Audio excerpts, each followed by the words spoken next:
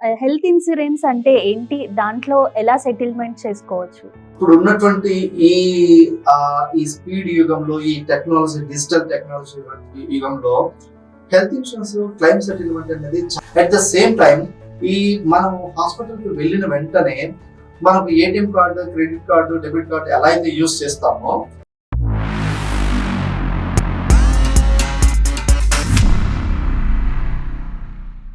Hello everyone, ఇప్పటి వరకు previous వీడియోలో హెల్త్ ఇన్సూరెన్స్ పైన మాట్లాడుకున్నాం.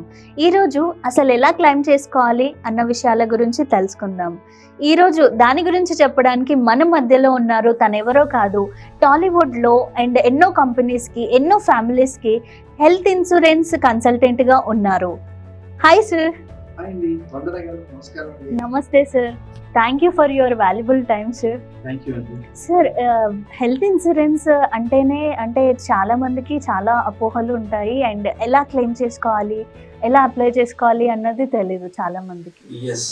హెల్త్ ఇన్సూరెన్స్ అంటే ఏంటి? దాంట్లో ఎలా సెటిల్మెంట్ చేసుకోవచ్చు, ఎలా క్లెయిమ్ చేసుకోవాలి అని చెప్పేసి అడుగుతున్నారు. కాబట్టి మీరు అంటే ఇప్పుడు ఉన్నటువంటి ఈ స్పీడ్ యుగంలో, ఈ టెక్నాలజీ, డిజిటల్ టెక్నాలజీ యుగంలో హెల్త్ ఇన్సూరెన్స్లో క్లెయిమ్ సెటిల్మెంట్ అనేది చాలా ఈజీ అయిపోయిందండి. ఎందుకంటే నెట్వర్క్ హాస్పిటల్స్ కూడా బాగా ఎక్కువ అయ్యాయి.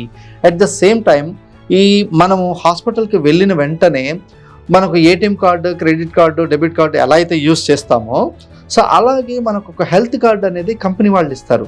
దాన్ని అక్కడ హాస్పిటల్లో చూపిస్తే అందులో ఉన్నటువంటి వివరాలన్నీ కూడా హాస్పిటల్ వాళ్ళు ఎంటర్ చేసి మన డీటెయిల్స్ అన్నీ కూడా చెక్ చేసి అవన్నీ కూడా క్లెయిమ్ అనేది, క్యాష్లెస్ క్లెయిమ్ అనేది వాళ్ళు అప్లై చేస్తారు. లేదు, ఆ హెల్త్ కార్డు కూడా మనం తీసుకెళ్ళడం మర్చిపోయాము, హడావుడిగా హాస్పిటల్కి వెళ్ళేటువంటి తొందరలో మన సెల్ ఫోన్లో పాలసీ నంబర్ కనుక ఎంటర్ చేస్తే అక్కడ ఉన్నటువంటి డీటెయిల్స్ అన్నీ కూడా మొత్తం కూడా ఓపెన్ అయిపోయి అక్కడ క్యాష్లెస్ సెటిల్మెంట్ అనేది జరిగిపోతుంది. ఈ క్యాష్లెస్ సెటిల్మెంట్ చేసేటప్పుడు ఇంక్లూడింగ్ ఫస్ట్ వాడినటువంటి మొట్టమొదటి టాబ్లెట్ దగ్గర నుంచి రూమ్ రెంటు, ఎక్స్రేలు, స్కానింగ్లు, ఈవెన్ ఏ టెస్ట్ చేసినా హాస్పిటల్లో మనం ట్రీట్మెంట్ తీసుకున్నటువంటి ప్రతి టెస్ట్ కూడా అక్కడ హెల్త్ ఇన్సూరెన్స్లో కవర్ చేసేటువంటి అవకాశము ఈ హెల్త్ ఇన్సూరెన్స్లో క్యాష్లెస్ ట్రీట్మెంట్ ద్వారా జరుగుతుంది. ఫస్ట్ టాబ్లెట్ దగ్గర నుంచి అండ్ చివరి టాబ్లెట్ వరకు కూడా అక్కడ మనం ట్రీట్మెంట్ తీసుకునేటువంటి అవకాశం అనేది ఉంటుంది. ఇది ఫస్ట్ పద్ధతి. అండ్ సెకండ్ ఏంటంటే రీఎంబర్స్మెంట్. ఈ రీఎంబర్స్మెంట్ అనేది మనం ఫర్ ఎగ్జాంపుల్ ఎక్కడికో ఒక టూర్ వెళ్తున్నాం, సపోజ్ తిరుపతియో షిరిడినో ఎక్కడికో వెళ్తూ కారులో మధ్యలో ఏమీ జరగకూడదు, కానీ ఏదైనా జరిగింది అనుకోండి, ఎమర్జెన్సీ ట్రీట్మెంట్ మనం అక్కడ దగ్గర ఉన్నటువంటి ట్రీట్మెంట్ అక్కడ దగ్గర ఉన్నటువంటి హాస్పిటల్లో మనం తీసుకుంటాం. ఆ హాస్పిటల్ వాళ్ళు ఇచ్చినటువంటి బిల్స్ అన్నీ కూడా తీసుకొని వచ్చి కంపెనీకి మనం మనం ఆ పీరియడ్ లోపల తీసుకొని వచ్చేస్తే కనుక మనం సబ్మిట్ చేస్తే కంపెనీ ఈ అమౌంట్ అంతా కూడా మన అకౌంట్లో వచ్చేటట్టుగా చూస్తుంది. అయితే దీన్ని రీఎంబర్స్మెంట్ ప్రాసెస్ అని చెప్పేసి అంటారు. మన కంపెనీ దాకా వచ్చి ఇవ్వాల్సిన అవసరం లేకుండా ఇప్పుడు అన్నీ కూడా ప్రతి కంపెనీ కూడా కస్టమర్ పోర్టల్స్ అనేది ఇచ్చేసాయి. ఈ కస్టమర్ పోర్టల్స్ ద్వారా ఆన్లైన్లో కూడా మనము ఈ బిల్స్ అన్నీ కూడా అప్లై చేసేయచ్చు అనమాట. అప్లోడ్ చేసి మన కంపెనీకి ఇన్ఫార్మ్ చేసేస్తే దెన్ అక్కడ కూడా మనకు ఆన్లైన్ ప్రాసెస్లో కూడా మనకు క్లెయిమ్ సెటిల్మెంట్ అనేది జరుగుతుంది. సో ఇలా రెండు రకాల పద్ధతుల ద్వారా ఈ మనకు క్లెయిమ్ సెటిల్మెంట్ అనేది చేసుకునేటువంటి అవకాశము ఉంటుందండి. వెంకట్ గారు, ఈ గ్రీవెన్స్ అండ్ అంబుడ్స్మెంట్ అంటే ఏంటి?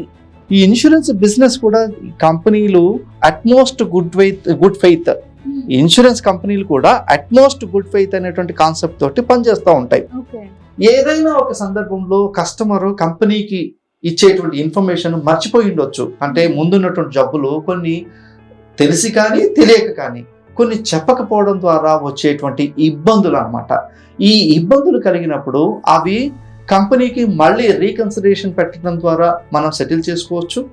అక్కడ సెటిల్ కాకపోతే కనుక కన్జ్యూమర్ కోర్టుకి వెళ్ళి మనం సెటిల్మెంట్ చేసుకోవచ్చు. అంటే సపోజ్ మన ఇంట్లో ఏదైనా ఒక చిన్న సమస్య వచ్చి భార్యాభర్తల మధ్య తర్వాత సుప్రీంకోర్టు, ఇలా రకరకాల కోర్టులు ఉన్నాయి కదా. ఇంట్లో జరిగినటువంటి గొడవకే ఇన్ని రకాల పద్ధతుల ద్వారా పరిష్కారం లభించేటువంటి అవకాశం ఉన్నప్పుడు ఇక్కడ పబ్లిక్ మనీతో బిజినెస్ చేస్తూ పబ్లిక్ మనీని పబ్లిక్ మనీని రొటేట్ చేస్తున్నటువంటి ఇది కాబట్టి ఈ హెల్త్ ఇన్సూరెన్స్ కాబట్టి దీన్ని కూడా కస్టమర్కి సపోర్ట్ చేయడం కోసం అని చెప్పేసి ఇన్ని రకాల పద్ధతులు అనేవి ఉన్నాయన్నమాట.